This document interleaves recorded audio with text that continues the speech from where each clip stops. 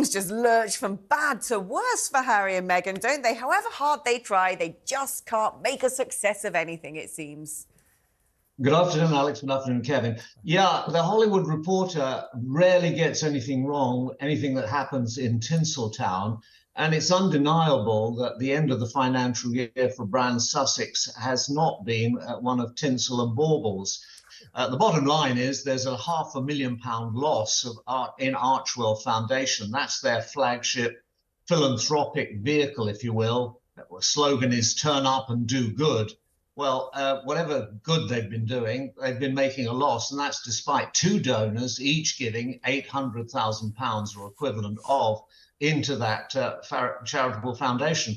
The root of this is, the American people are by nature optimistic, and there's a lot of pessimism coming out of Montecito, their little Camelot on top of the hill there. The vibes are all very, very negative. We've had, of course, Spare at the beginning of the year, and then we've had Endgame, this poisonous book by Omid Scobie. And of course, Prince Harry didn't distance himself from it. He didn't denounce its rather poisonous contents.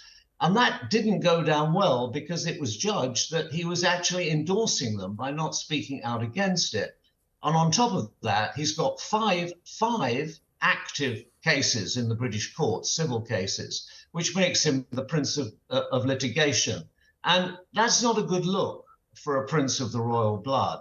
And the Americans pick up on this. And at the same time, his older brother is the most popular public figure in America.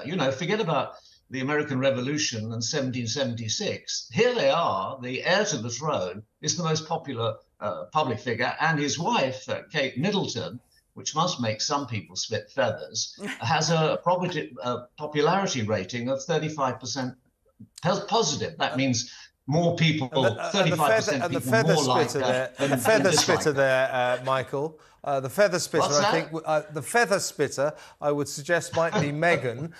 They brought out this video to respond to Kate and William's video. Now, just for comparison, the Cambridges, William and Kate's charity, the Royal Foundation, last year received donations of £10 million, and they gave away £7 million.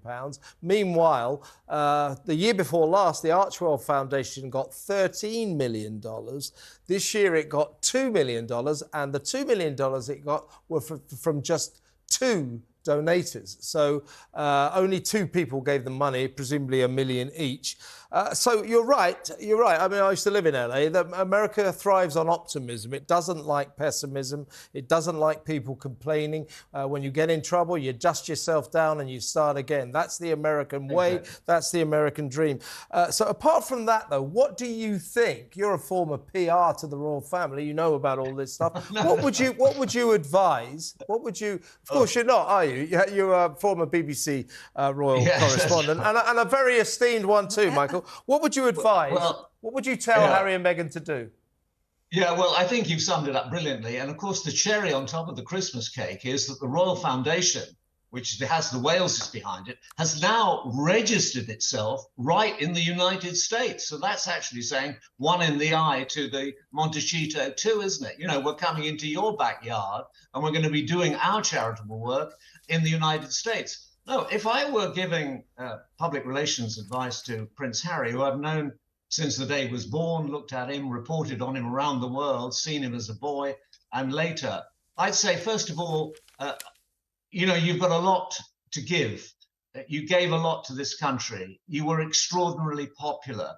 You served this country on 2 tours of duty in Afghanistan. You did your bit. And when you married Meghan, you were welcomed into this country as few people have ever been welcomed. The crowds were 20 deep in Windsor Great Park. Mend the fences, stop the litigation, because however much one wishes to get justice or your form of justice, very, very few litigants, very few plaintiffs end up with the justice that they think they deserve. So it's much, much better to solve the problems within the family. I would say to those two brothers, think of your mother. Think of how upset she would be. I can only imagine how upset she would be to think her sons, who she thought would always be there for each other, are at loggerheads. Now, if I had anything to do with it, I'd take them down to a pub somewhere, I know in Melbourne, halfway between London and Sandringham, and say, look, come into a saloon bar, have a drink, sort out whatever your problems are. Because Kevin and Alex, there is very few worse sights in the world to have two brothers fighting each other as these two brothers are. And it's not going to end well. Something's got to give.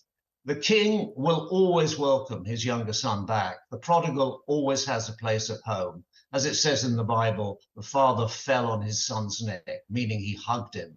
Now that's the way it's got to end. This is the season of goodwill. We're coming into the festive season. That's what I would say they should do. They haven't asked me, but if they do, I would try to make that happen, because that is the sensible way and it would be better for all parts.